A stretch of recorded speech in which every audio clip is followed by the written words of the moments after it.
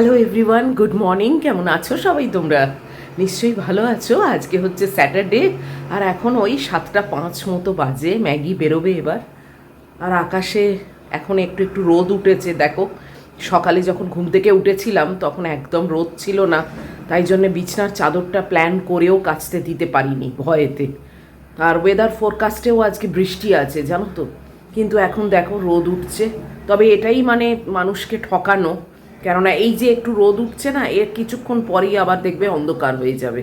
বিছনার চাদরটা তো অনেক দিন হলো কাচা হয়নি, আর চেঞ্জ করব ভাবছি, কিন্তু সাহস করে উঠতে পারছি না। আর আমার ওই না জড়ো করে রেখে দিতে ভালো লাগে না, মনে হয় তুলবো, ওয়াশিং মেশিনে যাবে, ফ্রেশ হয়ে বেরিয়ে আসবে। আজকে রান্না বান্না, কালকে না তন্দুরি চিকেন করব বলে চিকেন পুরো ম্যারিনেট করে রেখে দিয়েছিলাম, কিন্তু আর ইচ্ছে করেনি। রাত্রিরে করব ভেবেছিলাম, ইচ্ছে করেনি। তো সেইটা ম্যারিনেট করা আছে, ওইটাকেই আজকে ভাবছি করব। আর দেখা যাক সামনের পাতে কি করি। তো এই ছিমছাম রান্না। চিকেনের ব্যাপারটা যদি না থাকতো না, তাহলে হয়তো আমি আজকে খিচুড়ি করতাম। এখন খিচুড়ি প্রো হয়ে গেছি খুব, জানো তো। আগে একদম খিচুড়ি করতে চাইতাম না, না যে কেবল মনে হতো যে এক্সট্রা হয়ে যাচ্ছে যাচ্ছে। এখন বেশ ভালোই লাগে, এই আর কি। আর ম্যাগিকে একবার দেখিয়ে দিই, মহিলা বসে আছে, ওর এখনো গা ছাড়ানো হয়নি। ওহো, ভুলেই গেছি। চলো চলো। এটা এই মনসুন সিজনে আমার একটা ডেলি রুটিনের মধ্যে পড়ে, ওর গাটা ভালো করে আঁচড়ে দেওয়া। এতে কিন্তু অনেক উপকার আছে জানো তো, ঘরদোর অনেকটাই পরিষ্কার থাকে। তাও যে পড়ে না তা না, কিন্তু বেশ মানে কমই পড়ে যা বুঝতে পারি। একটু শুধু সময় করে গাটাকে আঁচড়ে দিতে হয়। কিরম দুষ্টুমি করছে দেখেছো? ওই জন্যে গলার ওই লিশটাকে ধরে রেখেছি।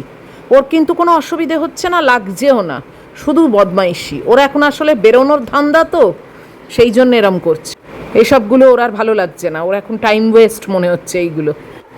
প্রায় হয়ে গেল আমার। ওই হাতেতে দেখো লোম ধরা আছে, ব্রাশটাকে পরিষ্কার করে নিই, তা না হলে তো আঁচড়ানো যাবে না, না ব্রাশেতেই তো সব লোমগুলো উঠে আসছে।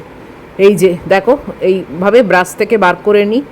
এই দেখো কত লোম দেখেছো হাতেতে, এইগুলো সব ডাস্টবিনে বাইরে ফেলে দেবো। এই দেখো, এগুলো যদি ব্রাশ না করে দিই না, এইগুলোই সব খসে খসে মাটিতে পড়ে। আমার গাছটাও দেখো আজকে একটু রোদ পাচ্ছে। কদিন ধরে এমন অন্ধকার অন্ধকার হয়ে আছে না, যে রোদও পেত না। কালকে একে চান টান করিয়ে পুরো পরিষ্কার করে দিয়েছি, কন্টেনার ধুয়ে।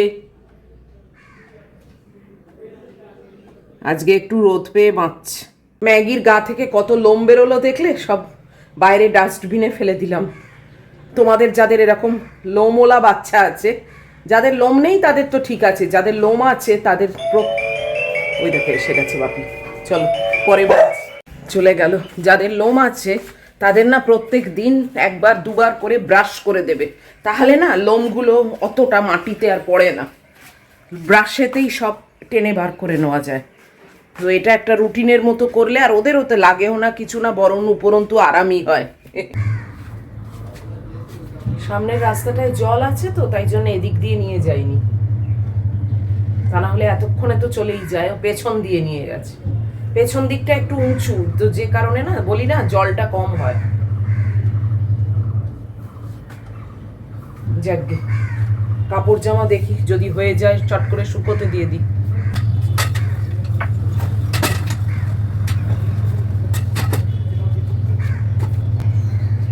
এখন মনে হচ্ছে চাদরটা কেচে দিলেই হতো জানো তো, একটু হাওয়াও দিচ্ছে, খানিকটা টেনে যেত। কি বলবো বলো, ভরসা করতে পারলাম না। সকালবেলা যদি একটু রোদ থাকতো না, আমি দিয়ে দিতাম।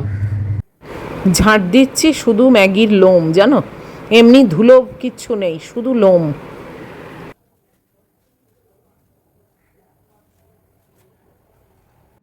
রান্নাঘরে যে চালের কৌটোটা থাকে ছোটটা, ওইটাতে চাল ফুরিয়ে গেছে, তাই জন্যে আবার মেনটার থেকে চাল ঢেলে নিচ্ছি। এটাও ম্যাগি আসার আগে করে নিলেই ভালো হয়, যদিও আজকাল সেরকম কিছু করে না জানো তো। আমি বেকার তাড়াতাড়ি করি, ওই আর কি, অভ্যেস হয়ে গেছে তো। আর বোধহয় মিনিট 5 মতো আছে, 4-5 মিনিট ম্যাগির আসা। তাই এখন আর কোন কাজে হাত দেবো বলো, একটু বসলাম। আর ওয়াশিং মেশিনটা ভেবেছিলাম শেষ হয়ে গেছে, না এখনও অবধি 9 মিনিট দেখাচ্ছে। 9 মিনিট মানে অনেক। কি রোদ এসে পড়েছে জানো ঘরেতে, এই দেখ কিরকম আফসোসটা হচ্ছে।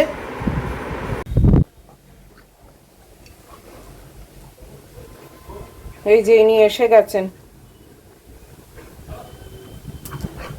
ওয়াশিং মেশিনও এইমাত্র শেষ হয়ে গেল, তাই জন্যে কাপড় জামাগুলো শুকোতে দিয়ে দিচ্ছি। কি হাওয়া দিচ্ছে দেখেছো? জানি না তোমরা গাছের পাতা দেখে কতটা বুঝতে পারছো, বাস ভালোই হাওয়া দিচ্ছে।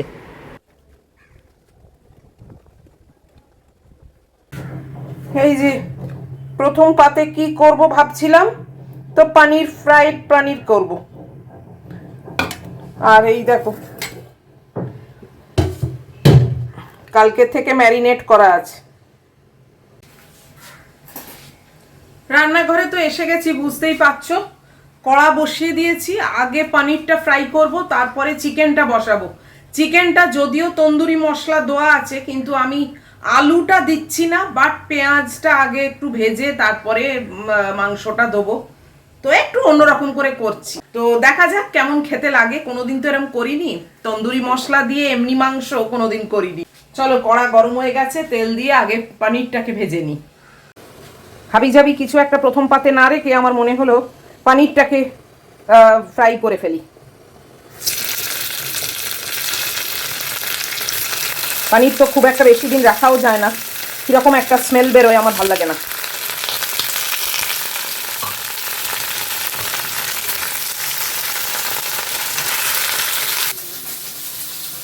তবে সকাল থেকে যেরকম আফসোস করছিলাম যে রোদ উঠছে, আমার চাদরটা কাঁচা হলো না, সেটা আর আফসোসের ব্যাপার নেই। কেননা মানে অন্ধকার টাইপের হয়ে আসছে জানো, মানে পুরোপুরি বর্ষার যেরকম ওয়েদার সেরকমই হয়ে আসছে।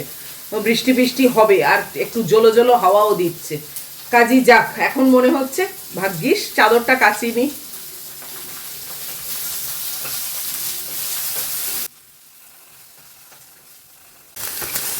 দেখো এগুলো খেতে দারুণ লাগে আমার। আর কিছু মশলা কিন্তু আমি অ্যাড করছি না, কেননা তন্দুরি মশলাতেই তো সব কিছু আছে, তাই না? তারপরে টেস্টটা একেবারেই যদি জঘন্য হয়ে যায় তখন আর খাওয়া যাবে না। তাই শুধু এই পেঁয়াজটা একটু ভাজবো, ভেজেই আর মাংসটা দিয়ে দেবো।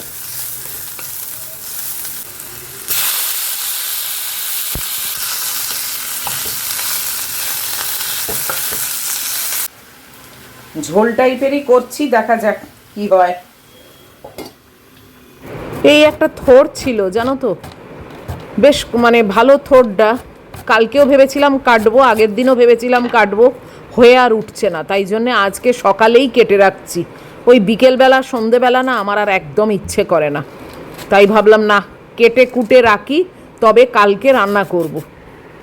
আমি থোড় ছেঁচকি খেতে ভীষণ ভালোবাসি, কিন্তু কোনো দিন যে নিজে হাতে ছুরি দিয়ে কাটবো, কেটে রান্না করব, সত্যি ভাবিও নি। আগে যে করিনি তা না, দু একবার করেছি, কিন্তু ওই আর কি, প্রত্যেকবার একই কথা মনে হয়। আমি ছুরি দিয়ে যদি কাটতে না পারি, তাই জন্যে মা যতদিন ছিল ততদিন আমাকে থোড় করে করে পাঠাতো। কিন্তু সে তো আর এখন হবে না, এখন কিছু ইচ্ছে হলে নিজেকেই নিজের ব্যবস্থা করে নিতে হবে। তাই নিজের ব্যবস্থা নিজে না করতে পারলে খাওয়াও জুটবে না বলো, তাই করছি।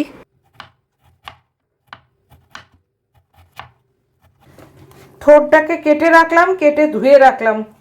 এটা একটা কাজ এগিয়ে রইল, কালকে করব।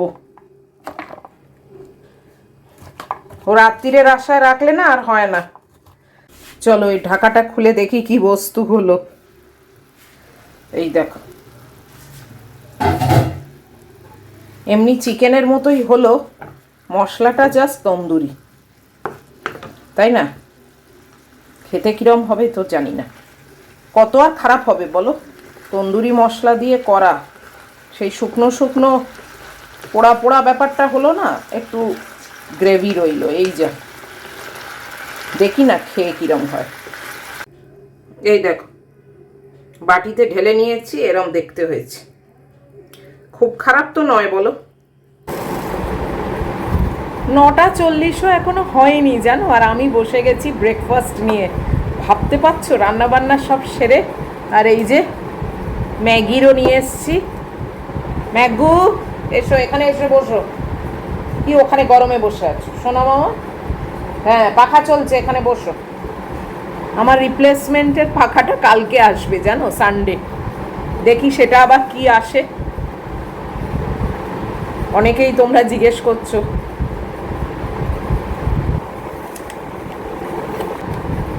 একজন কমেন্টে লিখেছো কাজের লোক রাখো না কেন। অনেকবার বলেছি আমি নিজের কাজ নিজে করে নিতেই স্বাচ্ছন্দ্য বোধ করি এবং ভালোবাসি। আর আমার মনে হয় যারা যারা তোমরা কাজের লোক রেখেছো, আমি বলছি না কিচ্ছু খারাপ, সবার তো একটা নিজস্ব ভক্তি থাকে তাই না? কে কীরকমভাবে তার লাইফস্টাইল চালাবে, কে কীরকমভাবে তার বাড়ি চালাবে, সেটা সবারই নিজস্ব নিজস্ব ব্যাপার। তো সেখান থেকে দাঁড়িয়ে আমারও বক্তব্য হচ্ছে আমি যদি সেই কাজ মানে কোনো কাজ অন্যকে দিয়ে করাই, নিজে যদি করতে না পারি তাহলে সেই কাজটা আমার জন্য নয়, মানে সেই কাজটা থাকারই কথা না। আমার নিজের কাজ আমি তো নিজেই করব তাই না? আর হ্যাঁ, সে বিশাল বয়স হয়ে যায়, অথর্ব হয়ে যায়, অসুস্থ হয়ে যায়, যেটার জন্যে একটা হেল্প দরকার, সেটা আলাদা কথা। কিন্তু এখনও লোকনাথ বাবার কৃপায় আমি ঠিকঠাক আছি। তো আমি ক্যাপেবল, আমার নিজের কাজ আমার নিজে করে নিতেই পছন্দ করি আমি। কেউ এসে করে দেবে কেন, মানে আমি তাহলে কি করব? দাঁড়িয়ে থাকবো, বসে থাকবো?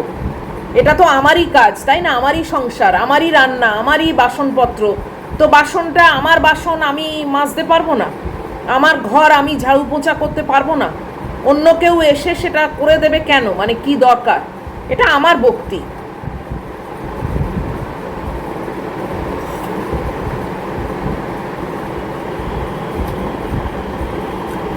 আমার মায়েরও কিন্তু সব সময়তেই লোক ছিল, তাই যারা লোক দিয়ে করাচ্ছে কি কি তাদের ওপর মানে তাদের আমি কিছুই বলছি না, এটা ব্যক্তিগত ব্যাপার। আর কারুর জন্য অপেক্ষা করে বসে থাকবো সে এসে আমার কাজটা করে দেবে তবে হবে, ওই মন মানসিকতা আমার নেই এখনো অবধি।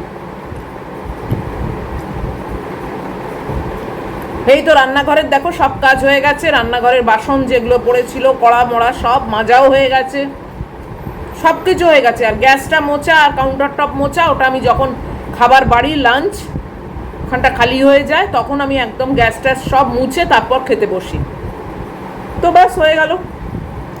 বিকেলে উঠে আমার একদম ফ্রেশ কিচেন থাকে, আবার রাত্রিরেও সব কিছু করে রাখি, সকালবেলা উঠে আমার ফ্রেশ কিচেন।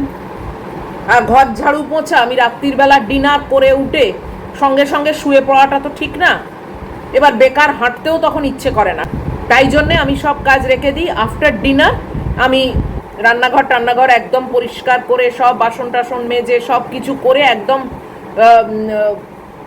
ঝাঁট দিয়ে মুছে সব কমপ্লিট করে তারপর আমি শুতে যাই। এই আমার রোজকার রুটিন, ভালোই চলছে।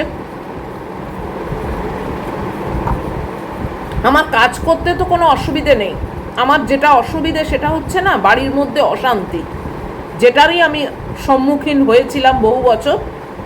তো ওই জন্যে ওই অশান্তি ব্যাপারটাকে না আমি একদম পছন্দ করি না, আর আমার সহ্য হয় না, আমার পোষায় না, ভালো লাগে না। তা না হলে কাজ করতে আমি কোনো অসুবিধে নেই, আমি কাজ করতে পারি। আমাকে তো তোমরা সবাই দেখছো এতদিন ধরে, আমি ভীষণ ডিসিপ্লিনড মানুষ, একদম টাইমে টাইমে ঠিক ঠিক সব কিছু চলে। ওই মাঝখানে কুটকাচালি বা অশান্তি বাজে কথা এই সবগুলোর না আমি কোনোদিন দেখে বড় হইনি, কাজে এইগুলো আমার ঠিক চললো না। তাই জন্যে আমার লাইফের একটা পার্ট আমি কেটে বাদ দিয়ে দিলাম। ওইভাবে আমি বাঁচতে চাই না, ওইভাবে আমি দিন কাটাতেও চাই না। আমার জীবন আর কারুর কাছে না হোক, আমার কাছে অনেক দামি। আমি আমার জীবনকে ভীষণই ভালোবাসি, কাজেই সেটা নিয়ে কেউ ছিনিমিনি খেলবে বা অশ্রদ্ধা করবে, যা তা কথা বলবে, বা বাজে ব্যবহার করবে, সেগুলো তো আমি হতে দিতে পারি না, তাই না? তাই জন্যে আমি ওই পার্টটাকে কেটে বাদ দিয়ে দিয়েছি। Now I am free and very happy. হ্যাঁ, আমি আমার বাচ্চাদের মিস করি, আমার বাবা মাকে মিস করি, সেটা তো সবসময় বলবো। এছাড়া আমার আর মিস করার কিছু নেই।